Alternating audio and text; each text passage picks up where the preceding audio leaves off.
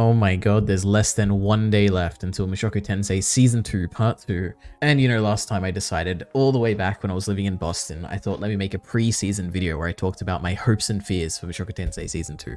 And that was fun, so I thought let me do it again. So here we are. Apparently there's a new director, which is really interesting. I don't know how that's going to go. There's been a few trailers, which I have actually seen them all now.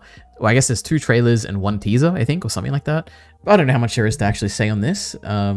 Let's see. It's like a lot of recap at the beginning of this one. Do we actually get anything original? Surely later on. Yeah, it's like we get to see a lot of these trailers. They focus on the house, which is like a big part of this upcoming stuff. Some domestic life stuff, you know, cooking, the siblings arriving, Rujerd stuff. This is not much of a trailer. This was a pretty cool trailer for some scenes that we got to see. Let me quickly watch this again. Already, look at the nice composition of this scene. You know, the foreground, the background, the blurring, the houses. I love it. Shari has never looked so good, you know.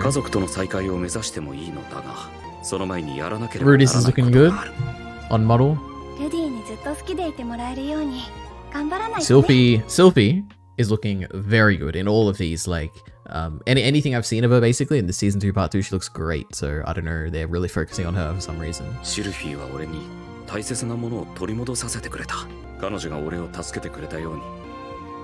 The house, I'm so excited to see it.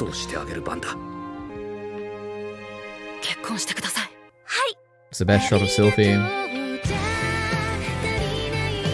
True, this is the ending. I don't know what if there's going to be... I assume there's definitely going to be an opening song. I don't know if there's going to be opening visuals, but...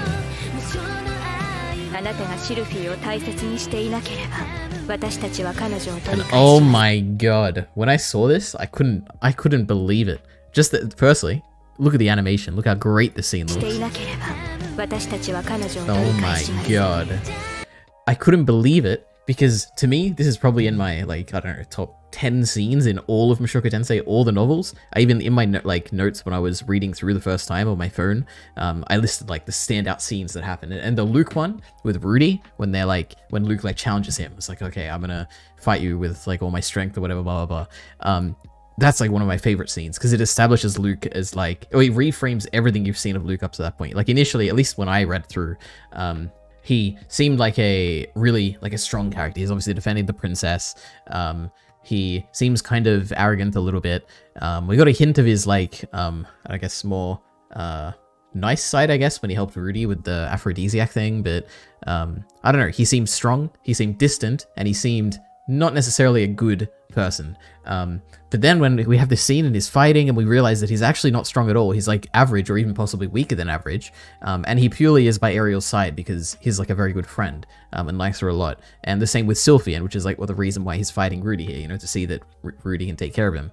And the reason I'm pointing this out at all is that I can't believe that someone else actually thought this was like the best scene ever, and they decided to put like really cool Sakuga and like focus on it. So this was like the best part of watching this trailer. I couldn't believe that they actually put emphasis on that scene, so I'm excited to see it. And I hope like the music and the emotions, and I hope it's all there, because that's like the highlight of, potentially of, I guess probably of Luke's entire character, right? I guess the climax of everything. We don't really get much of him after that. We don't get much of him before that either, but yeah. Anyway, let's keep going. Nanahashi. This is a weird shot. I don't know if this is like, I don't know why they're looking at the camera. I'm assuming like maybe this is when everyone's arriving. Maybe for their birthday. Is there birthday stuff in these volumes? I don't even remember. Another thing is that I'm not really, I think I mentioned this in a previous video, but my chronology for like the stuff before volume 12, it all like blends together. So I'm not sure what happens when. I know there's a wedding. I know that they have their 10th birthdays, but I think that's afterwards. Like, because I remember Roxy being there. So that could be like a volume 13, 14 thing or something. I don't know. They're fighting. It's great. My god, the Rujerd stuff. Oh, the Norn stuff. Look at this. Literal point of view here. Isn't that crazy? Norn's perspective. Like, that looks good. I think this scene, the Norn scene, which is obviously the thing that I actually care about coming up. Like, this will make or break, I think, Mushoku Tensei as a whole, is how well they adapt the Norn scene here. I think if they do a poor job, I might actually... my hope in this series might be gone, but I think it'll entirely come down to what music is like used here. And if we're getting like internal monologue, and I don't know, I think they can do it well, but I'm very concerned.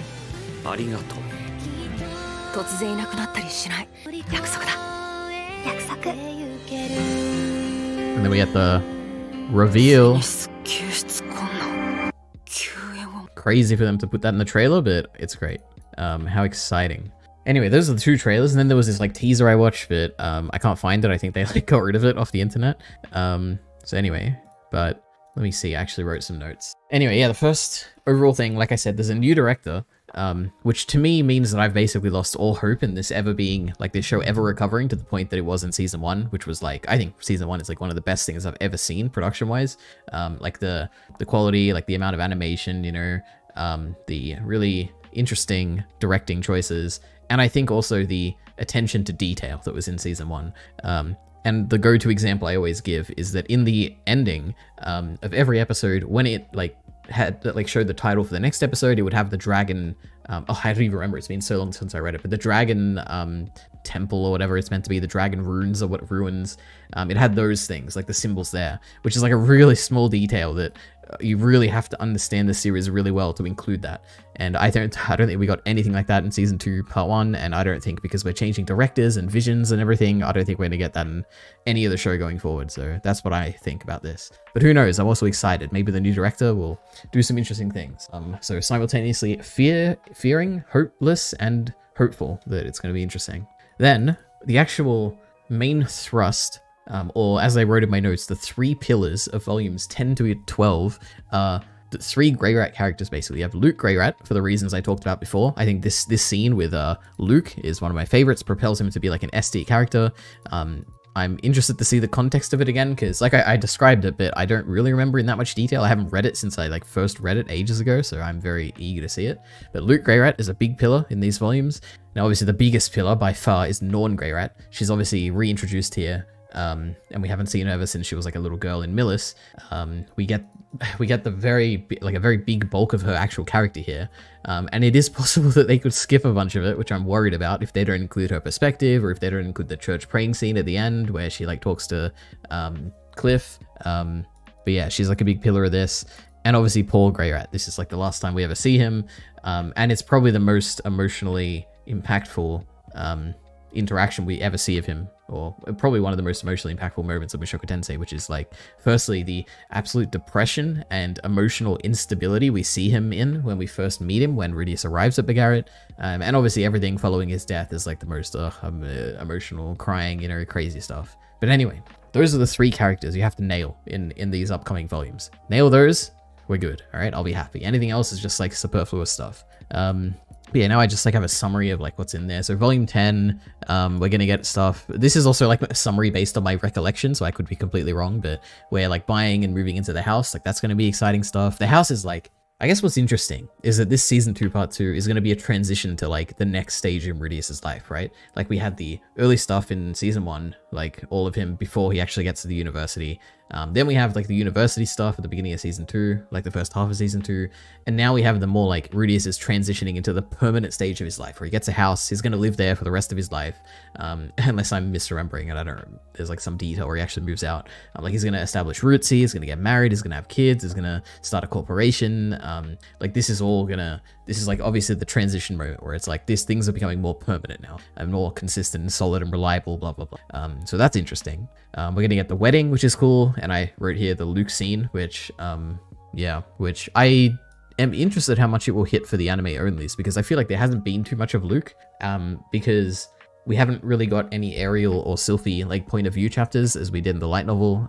They kind of just condensed all that into one episode at the beginning of season 2. So I don't know, maybe it just won't hit as well, but for me it will, because I've read all context in the light novel. And then we're going to get the arrival of the siblings. And the biggest thing, which I've talked about previously in the trailer reactions, is the arrival of Rudyard, which, again, I don't think this is going to hit as much, because I'm sure that anyone who's watching this has probably been spoiled by the trailers, but Rudyard coming back was like, it was like a strike of nostalgia in my face, because it's like, oh my god, I can't believe this good friend is back in the story. Like this happens a few times in the novels. The two that really stand out are when Rudyard comes back here, and it's like so much has changed since the last time they saw each other, like him and Rudy. And Rudyard is just like such a kind, nice person. It's fun to have him in the story again. The second time this happens is when Geese arrives in Millis in like volume 22 or something, 21, I don't know. He like jumps on the cart when they arrive in Millis, and I was like, oh my god, it's Geese all the way from like volume 12. So that was a very very exciting, great hit of nostalgia then too. So those are great moments in Mushoku Tensei, so I'm excited to see Rujo again. Then we have volume 11. So this is the Norn Grey Rat volume, obviously. Everything is about Norn here, for me, from my perspective. And if they fail this, then the show has lost all my hope, okay? Because Norn is my favorite character. The whole point, like, basically every one of my favorite scenes is all like a Norn scene. And you can see if you've seen my Norn Grey Rat, like, best character in Mushoku Tensei video. But the crying scene where she's obviously freaking out because she's like, she's not good enough, but she sees that Rudy is also not good enough, blah, blah, blah. Great scene. Love it. Her point of view. Then we have the scenes of her like packing her bags and wanting to go with Rudy to save Zenith, because Zenith's her mom, obviously, and she wants to be useful to Paul, and she thinks she can make a difference. Then we have the scenes like where she cried all the tears that the rest of us hadn't, which is that when we find out that she finds out that Paul's dead, and everyone else is kind of like holding in their emotions, but she's the one who's like crying and stuff, and she realizes that, she looks at Rudy's hand, and then realizes that even, like, it's a mix of things where she's like, I can't get mad at Rudy, he tried his best, but also I'm so pathetic because if Rudy couldn't do anything, I couldn't either. So yeah, that's like what I'm interested in. And of course, I guess this is before that scene, which is the crying at the church, which is also one of my standout scenes where she breaks down because she realizes that, I was just about to quote my video, goddamn. But yeah, she's at the church praying and she thinks she's making a difference, but then she realizes that she's just doing this to soothe her own heart. She's not actually making a difference. She's not trying to help in any way. She's just doing it so she feels better. And that's one of my favorite characterization moments for Norn. So much that I made like a whole section of my video about it. So I personally think they're going to cut this out because it is like a volume bonus, I think. Like it's an extra chapter. But I think it's critical to Norn's character. So if they do cut it out, I'm going to be incredibly disappointed. Also in volume 11, we got Turning Point 3. So there's like, I guess there's probably I would imagine there's an argument about what Turning Point 3 is exactly, if it's the pregnancy or the letter. To me, it's probably both. If anything, it'd probably be the pregnancy because that would establish... Actually, no, it probably would be the letter, because the turning points are more about like actually, I was going to say it's more about the turning points between the Man God and Orsted's fight, or the original Dragon God's fight. However, I don't know if that's like canon or if it's just like from the notes that the author wrote, like in the web novel when I was reading through, so maybe that's not completely canon, but anyway. Turning Point 3. That's going to be a great reveal. They kind of spoiled it in the trailer, which is a bit disappointing, but hopefully people didn't pick up on it. So that's going to be fun. Then... Traveling with a Lionelize at the end of volume 11. This is also some of my favorite stuff in all of Mushoku Tensei, where it's just these two characters who they travel together in volume 7, and now they're traveling together again. And it's a nice, like, long journey. It feels like it takes a while. There's like ups and downs, and they meet people, and it's really fun. And it takes you back to those like early scenes exploring the Demon Continent with Ruijerd and Eris and Rudy. So I really, really like this stuff. And I hope that they don't just make it like half an episode or something. I hope they make it like maybe at minimum an entire episode. But if it was up to me, I would make it like 2 episodes and stretch it out and give them like a bunch of emphasis. And I think I would love that. So those are some of my favorite chapters in volume 11 as well. Volume 11 is just such a great volume. You got Norn, Turning Point 3, you got Lionelize, it's great. And then they arrive at Begarrett at the end of volume 11. Now, what's interesting is that we haven't gotten anything to hint that they're going to adapt the volume 12 stuff at Begarrett, Jesus. The only hint, which people have pointed out to me before, which I don't agree with, is that in the first trailer, or maybe even a few, like those first few trailers for the beginning of season 2, they included direct scenes from volume 12, and I've even used them in like some of my videos. However, those are completely pre-animated trailers, and they were made with a different director in mind as well, like when he was back directing the first part of season 2. So I don't think that bears anything on whether it's going to be included in season 2 part 2. And it's obviously, if you watch Attack on Titan, this was a very similar thing with the season 4 part 1 trailer, where they decided, like they included basically everything up until the end of the manga, at that point, what had actually come out in the manga, in the first trailer, and basically none of that, like you hardly got any of the stuff toward the end in the actual part 1. So yeah, it's going to be, I don't believe there's any evidence that they're going to adapt volume 12. And a perfect stopping point would be the end of volume 11, where they arrive at Begarrett. So that would be interesting. And they could stretch out the Alinalized stuff, they could stretch out the Norn stuff, like they could make this really good. However, I feel like I think on stream, like people have told me that I think they are, or maybe it wasn't on stream. I think maybe, I don't know, I feel like I've had a conversation where someone said that they are definitely adapting volume 12. So I don't know, maybe they are. Anyway, who knows? But then if we do get volume 12, there's a lot of good stuff. There's finding Roxy, like reuniting with her, like that's going to be really fun. It's been so long since we've actually seen her, like, well, no, it's been so long since she's been in Rudy's story, I guess. We saw her like all the way throughout season 1. However, we do only, like she leaves in like, what, episode 4 or something in the anime? It's crazy how long it's been. Anyway, finding Roxy. Then we get Paul. We meet Paul. He's like a shell of the man he used to be, which I think is a really interesting character choice because the last time we saw him, he was so hopeful. Like him and Rudy arguing and resolving their differences and everything. And he like felt like, I'm gonna make a difference. I'm gonna regather all my organization. We're gonna head in a good direction. We're gonna find Zenith. We're gonna save people. And he was really positive. And now when Rudy meets him again, this is all from my memory, so maybe I'm like off a bit, but I just remember Rudy being shocked at how much of a like skeleton Paul was. Like he was out of it mentally. He was out of it. He didn't even recognize Rudy when he saw him, I think, or something like that. Yeah, it seemed like he's a ghost of the man he used to be. And that's very like emotionally draining stuff, which I'm excited to see. So I hope they do that well. Then we get a bunch of stuff where they're like trying to find the labyrinth, like exploring it. That's going to be great. Then we get the line, something like this, save her even if it kills you, which is one of my like favorite aspects of Paul's character. And eventually I'll make a video about this, I'm sure.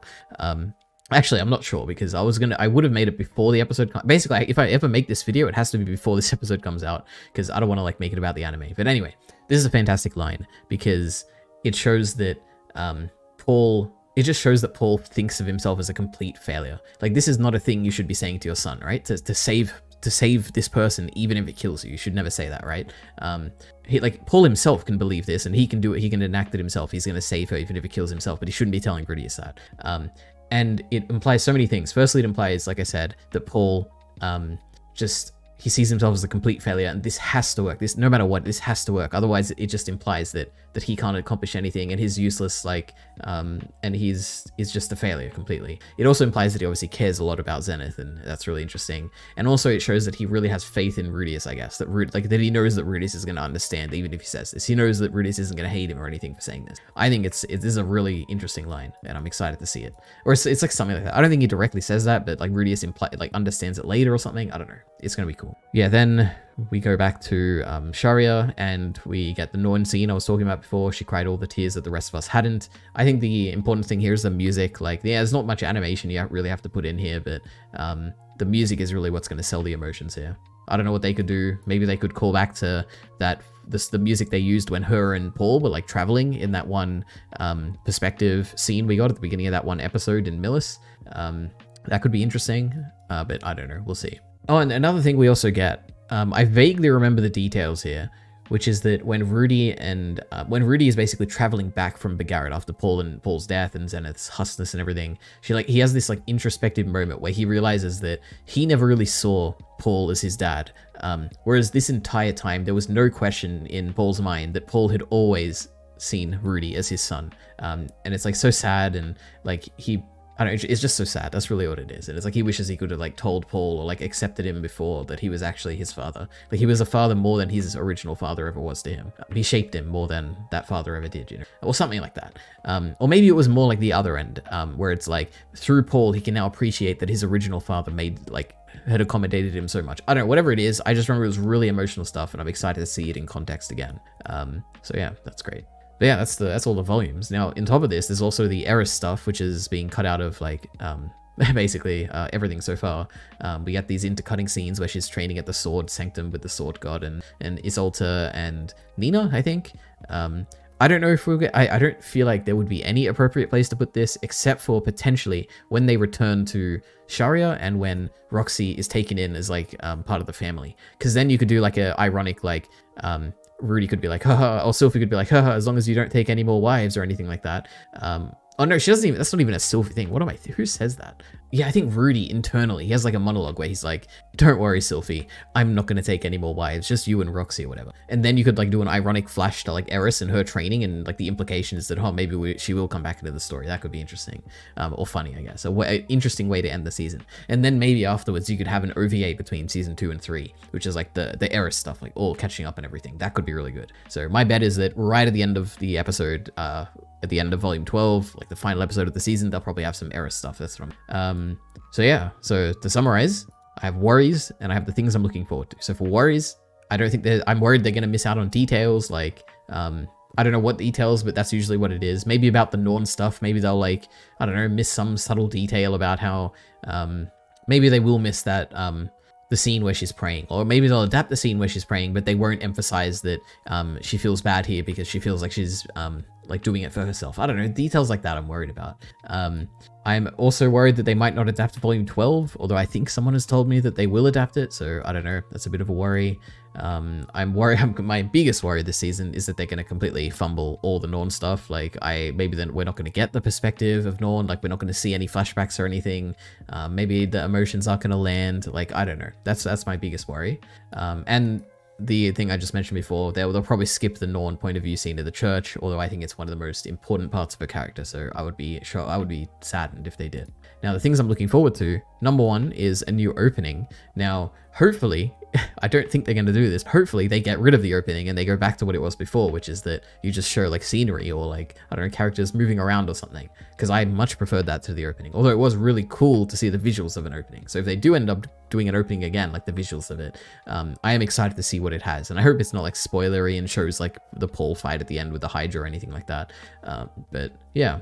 I'm also looking forward to, despite how much fear it gives me and how much lack of confidence it gives me in the show, I am also interested in the new director, just to see, like, are there going to be any different, like points of emphasis? Is there going to be a new vision for the show, or is it going to be, like, more consistent? I don't know. I'm interested. Or, mostly, like, consistent with the past stuff, what I'm saying. I don't know. But, like I said before, the transition to the next stage of Rudius's life, like buying a house, is like starting he's getting like a big family around him. Like that's all the stuff I'm really looking forward to seeing. Traveling with the Line Lies, like I said, Roxy coming back into the story, love that.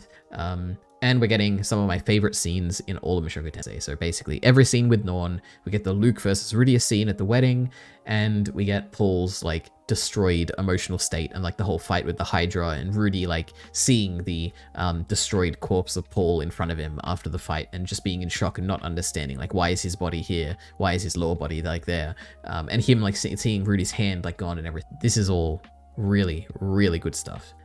These volumes, particularly volumes 11 and 12, are some of the best in all of Mushoku Tensei, so I hope it gets the love it deserves, and I hope it gets adapted well. So yeah, that's it. Those are my thoughts on this upcoming season, which airs, I think, in a few hours, so I'm very excited, so see you then. I guess also I should say that I will be making videos like I don't know if it'll be every episode or every few episodes, but so yeah, it'll be me, Kyle, and Bacon, unless one of them drops out, which would be pretty funny, but yeah.